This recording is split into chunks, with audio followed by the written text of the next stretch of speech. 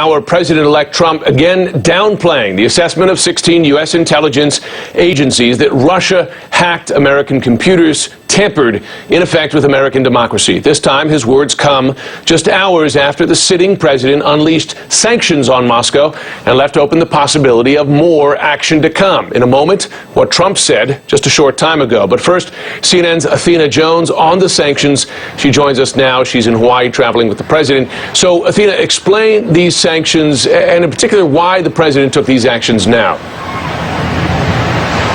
Well, the president, Jim, is calling these actions necessary and appropriate and saying they're coming after repeated public and private warnings to the Russian government. He says that all Americans should be alarmed by Russia's actions, and he repeated his assertion that these activities could only have been directed by the highest levels of the Russian government. And so what are the steps the U.S. is taking? Well, the Treasury Department has named 9 entities and individuals who are now going to be subject to expanded sanctions. Among those, Russia's military intelligence unit and its chief, also the Domestic Security Service. The State Department, as you mentioned, is declaring 35 Russian intelligence operatives persona non grata and giving these spies 72 hours to leave the country. The government is also shutting down 2 Russian government-owned compounds, one in New York and one on the eastern shore of Maryland, not far from Washington, D.C. Now, the White House says Russia shouldn't be surprised by these actions, and they're stressing that the announced moves are not the, quote, sum total of our response. The U.S. is also taking covert measures, and all of this is aimed at delivering a message to Russia, that message that there are costs and consequences to their actions. Jim? Reaction so far from the Kremlin, then? There is a reaction. They've vowed reciprocal measures, and those measures are already beginning. Russian authorities have ordered the American School of Moscow to close, according to a U.S. official briefed on the matter. Now, that school's principal tells our own Matthew Chance in Moscow that he can't confirm the closure, and he's waiting for specific details. But we know that more measures are on the way. Russia's foreign ministry spokeswoman said in a statement on Facebook that Russia will announce retaliation measures on Friday, saying, quote, tomorrow will be the official statements, countermeasures, and lots of other things. Jim? It's going to continue. We'll be following it. Athena Jones, thanks very much. Now, the Trump response, which, as we mentioned at the top, was notably brief. It said, in full, quote, it's time for our country to move on to bigger and better things. Nevertheless, in the interest of our country and its great people, I will meet with leaders of the intelligence community next week in order to be updated on the facts of this situation, end quote. More now from CNN's Sunlen Sarfati, who joins us from just outside Mar-a-Lago. So, Sunlen, have those around President-elect Trump been echoing what was in that sentiment, in effect expressing doubt, continued doubts about this assessment?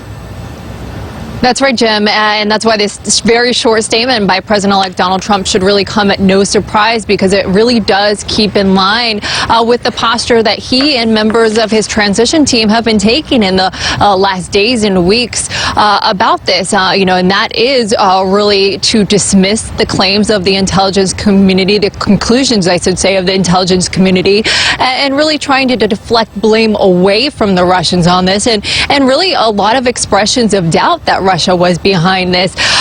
We heard from Sean Spicer, who of course is the incoming White House press secretary once they take over in January, him today say, in essence, point blank, that they need more solid proof from the intelligence community why they're making these conclusions, and calling on the intelligence community to do so in a public way. Now, we know that President-elect Donald Trump will receive a private briefing at some point next week. We know that that likely is going to happen in New York City, where potentially he would be presented with some of the evidence that they found.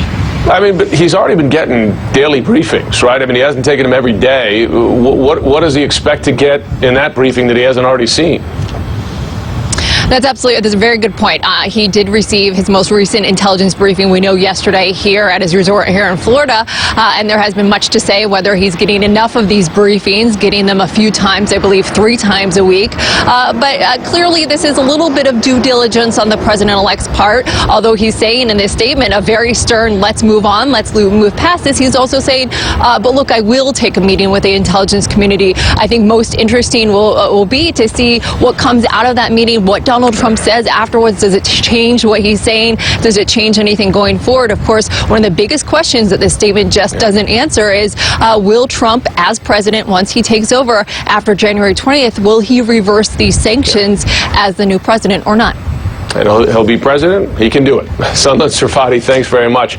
Back with the panel, and joining us as well this hour is Trump supporter Jeffrey Lord. Jeffrey Lord, help me out here. We've known each other a while. We have open and frank conversations. Yes. What's going on here? Why this continue? And again, he's isolated on this. Republican leaders, I mean, hardcore leaders, McConnell, Ryan, they say it's Russia. They say they want actually harsher penalties. Why is Donald Trump picking a fight? It's not just with the Obama administration, it's with his own party. Well, a couple things here. Number one, he wants the facts, that's for sure. There's no question that I'm sure that's okay, exactly. But Jeffrey Lord, come on, that's a little. It's a little. I mean, it's the intelligence community. I mean, we all want the facts. He's been getting briefed 3-4 times a week. You know, Jim, look. Let me just tell you here, and this is no news, whether it was President Bush and the weapons of mass destruction or President Kennedy. I have found a quote from President Kennedy in the New York Times in a story that the New York Times wrote on the CIA in 1966, and it says that after the Bay of Pigs disaster, in which JFK was so ill-advised by the CIA, we know the intelligence community has made mistakes Kennedy, before. On the Bay of Pigs, on WMD, we know that. Scatter it. All right, I'm saying to you, these people can make mistakes. No question, but they can also get things. They can get things right. They got it right that China hacked the U.S. They got it right that North Korea hacked Sony. They found Bin Laden. I mean, I'm not shilling for the intelligence community. It's basically the strategy, it seems, to say that we need a new set of eyes on the intelligence. We need a new set of eyes on the intelligence community. And I think that's what the president will bring. And let's be candid here. You yourself just reported a little bit ago that the Obama administration was concerned about this, but didn't want to bring it up during the campaign because they would, quote unquote, taint, or however you said it, the possible Hillary Clinton election. I mean, in other words, there's politics at play here. And I can assure you, as somebody who's been in the White House and worked on Capitol Hill, these bureaucracies are filled with politics on occasion. Let's not be naive about this. That's a pretty broad charge to say that the 16 intelligence agencies are motivated here. What the president does with the intelligence is one thing, but you're in effect saying that this assessment is based on politics. What I'm saying here is he wants to see the facts, the evidence. And by the way, no small thing here. If the story here is influence of non-citizens, Vladimir Putin and Russians or whatever, on the American government in an election, then that goes to every non-citizen who may have voted in America for the last election. That's a pretty dramatic turn. Jonathan, we're not talking about that right now. Let me first. Actually, Jeffrey, if we're talking about evidence, then let's see evidence of the 2-3 million people who supposedly fakely voted this election. But Jonathan, what's your reaction to this? What's happening here? What's your reaction to that line of argument? So the other day about this. I mean, I'm sorry, it's out there. Jeffrey, let's investigate. Let's find out. Okay, Jeff. There's no basis to 2 or 3 million people who voted legally. There's just none. In fact, studies have been done, and they found like half a dozen people. Okay, guys, so let's drop that. Go back to your corner. Jonathan, what's your reaction? Let me first of all wish my friend Jeff and Jim and Monica happy holidays, happy New Year. Haven't seen Jeff in a while. It's somewhat what I said in the last segment, and Jeff is going to like the first part of what I said, which is, as I said before, Jim, I don't trust the Central Intelligence Agency. I think it is wise for us to exercise a fair amount of skepticism if the facts are not presented openly to the American people. That doesn't mean that I don't think that Vladimir Putin is a thug and a xenophobe and a dangerous individual. I just think that looking at history, the CIA, and I'm sorry, they are trained to lie. This is what they do.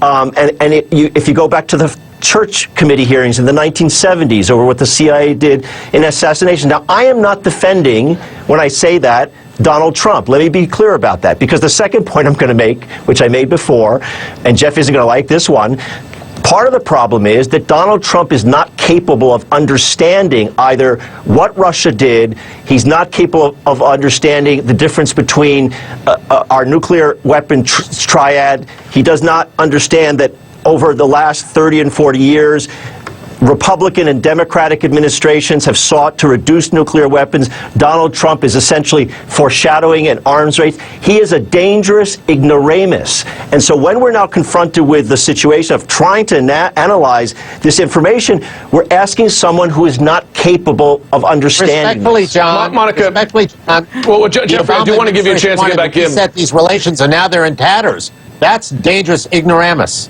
Well, and Jeffrey, it's a fair point. The Obama administration started with a reset. It failed. George W. Bush started with, I could see into Putin's eye, ended up with the invasion of Georgia at the end. So successive presidents of both parties have misread Russia dramatically. Monica, Ronald Reagan. Monica, I do want to ask you what the view from inside the Trump camp is, because is it just that they see this push to investigate as a way to delegitimize his election, or is there also a sincere and substantive doubt that Russia is behind these attacks? Or perhaps is there both? I think there's both, but I think the first is clearly the thing that gets Trump's goat.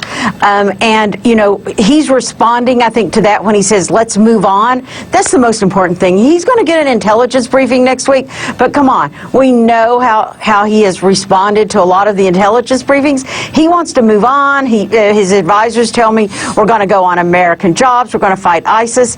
And another advisor told me this afternoon that he is watching, and they're kind of shocked that Obama is acting tougher in the last 4 days against the two countries that Trump wants to improve relations with, Israel and Russia, than he's acted in the last 4 years against ISIS. So they're saying we want to be tough on ISIS, and suddenly Obama in the last 3 weeks of his administration is tough on Russia and Israel. Well, there's a difference Monica, between Israel well, and Jeffrey, I'll give you the last, well, actually, Jonathan, I'll give you a last thought, and Jeffrey, before we go, we do have to go. I'd be... Who gets the last word?